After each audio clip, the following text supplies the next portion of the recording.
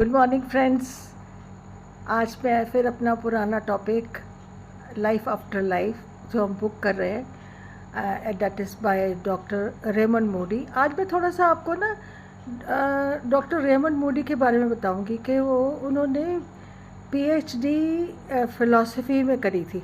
That is why is called doctor. Then उन्होंने उसके बाद काम किया काफ़ी सालों, 15-16 साल उन्होंने फ़िलासफ़ी के ऊपर ही काम किया। और फिर उसके बाद उन्होंने ही came into the medical line.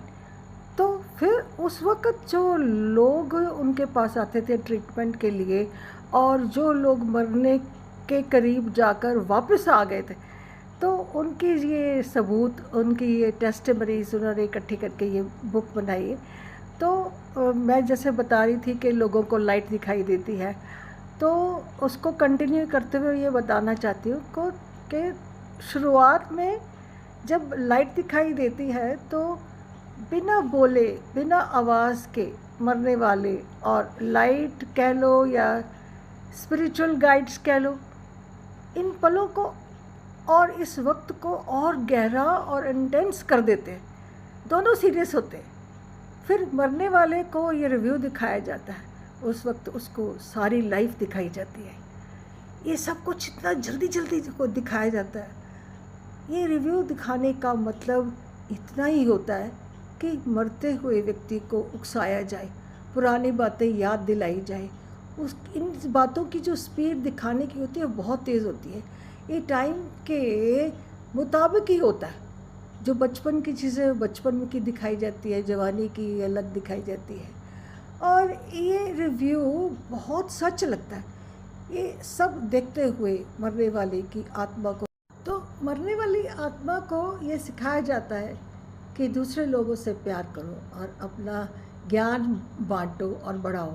इस फ्लैशबैक में ऐसा लगता है कि जैसे मैं वापस बचपन में आ गया, पर उन सब बातों को याद करते करते ये भी महसूस होता है कि मैं प्रेजेंट में हूँ, मैं वर्तमान में हूँ।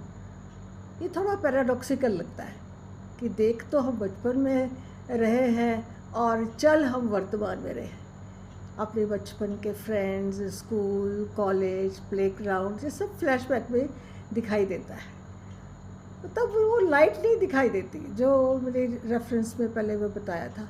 ऐसा लग रहा होता है कि हम उन घटनाओं के बीच चल रहे हैं और इस फ्लैशबैक को दिखाने को ज़्यादा टाइम नहीं लगता। तो पुरानी बातें देखकर अच्छा लगता है।